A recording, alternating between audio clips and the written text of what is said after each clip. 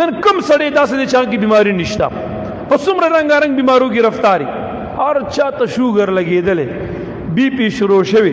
کینسر څومره عام شو تور زړي ته وګوره څومره عام دی تبو ته وګوره مطلب دا سل قسمه بیماری په هر انسان کې موجوده ولي بسم الله رضا خذوا خدیوانو عقبہ ابن عامر رضی اللہ عنہ فرمائی نبی علیہ السلام مبارک فرمایل په کوم طعام خوراک چې بسم الله او نه ویلې شي دا طعام د بیماری سبب ګرځيږي دا د ابن عساکر روایت دی او سوچ غو دا بیماری ولې زیاتې شوې بسم الله څخه کوئی جواب راکړي کنه یا الله چې څوک به جواب راکړي د بسم الله ویلو توفیق نصیب کړي اوس چې طعام ته سوکین اکثر خلک بسم الله وایي مړه خو چې د عادت په عام وي در واده ولې او د فلانی بچیا کین دا بکواس کوي کنه کوي چې کینی بکواس باندې چې پاسین د بکواس باندې په یو بل په فضول اوازونه خنداګانې ویډیوګانې تصویران اسه په دې وخت کې دغه خلکو نه په خپل شیطانان جوړ شوي سوچ کوو زما دې خبره تا نبی علیہ السلام مبارک فرمایي د ابن عساکر روایت ته چې طعام ته کېناستي او د الله نوم دې یاد نکو دا طعام د بیماری سبب ګرځيږي نن کم سړی داسې دی چې هغه کې بیماري نشته په څومره رنګارنګ بیمارو ګرفتاري هر چا ته شوګر لګېدلی بی پی شروع شوی کینسر څومره عام شو تور زړي ته وګوره څومره عام دی تبو ته وګوره مطلب دا سل قسمه بیماری په هر انسان کې موجوده ولي بسم الله رضا خذوا خدیوانو نه مهره ده چې سبزی را لې د دکان نه ډومبې ته او داغه نه سبزی بسم الله وایا چې پکور رنوزي بسم الله وایا چې خره ته سبزی کټ کې بسم الله وایا چې کله سبزی ورچه بسم الله وایا چې وړه هغه کې بسم الله وایا چې روټه پخې بسم الله وایا چې کله طعام دی راواچولو طعام خوري نو بسم الله وایا ته ګوره چې په دې طعام کې تا ته خدای شفا اچي کنه نه اچي درته ته ګوره چې دا طعام ستاسو صحت ذریعہ ګرځيږي کنه ګرځيږي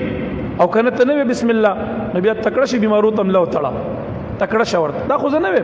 الله محبوب مبارک فرمای چې په کوم طعام باندې بسم الله او نه ویلې شي مبارک فرمای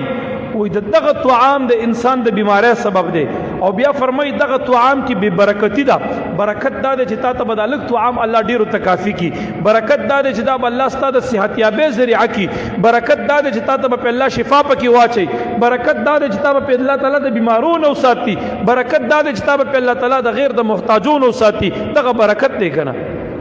ها بیا فرمای او د طعام کفاره دا د طعام د خوراک کفاره دا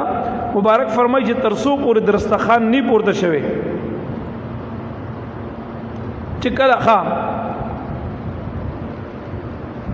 چې کله درستخان خور شي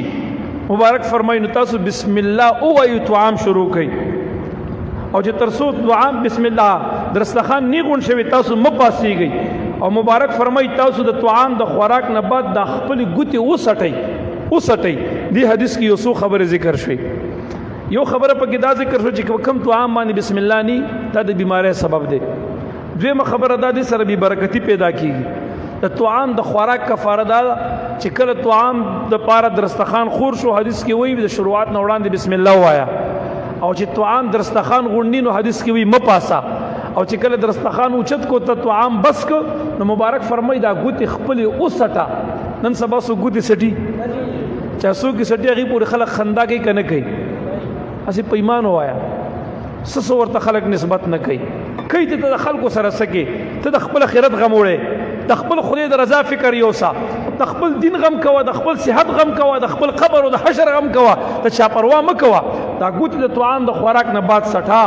په دې سټلو کې کمال دی دا عقل او شرب دا به د شریعت مطابق انسان کوي خوراک سکاک به ته کې خو د شریعت مطابق دا د انسان طبيعي ضرورت ته بنیادی ضرورت ته خدا به د شریعت مطابق وي ته چې سم خوري حلال او پاک نو ته به د اغه د وړاندې د اغه د خوراک نه وړاندې به ته بسم الله الرحمن الرحیم وي کته لغ خوري کډیر خوري خو ته به بسم الله خامخاوي کچرته بسم الله دی او نو ویلا نو حدیث مبارک کې نبی علی السلام فرمای په دې خوراک کې تاسو سره شیطان شریک شو نو خامخا به برکتی پیدا کیږي خامخا ته نه خدای ناراضه کیږي ته د خدای دشمن سره په یو کاسه ناشته خوراک کې اسی په ایمان وای ته نه به خدای راضي کنه ناراضه وي جواب را نه غي چې ته خوراک کې او ته بسم الله او نه نو تا سره شیطان کې ناسته او دا شیطان زموستان دشمن دی او دا الله دشمن هم دی. اوس ته د الله دشمن سره په یو لوښي ناست خوراک کې نو تا نه به الله چېرته راضي شي؟ په دې طعام کې به درته خدای چېرته برکت واچوي؟ په دې کې به شفا د کوم ځای نه راشي؟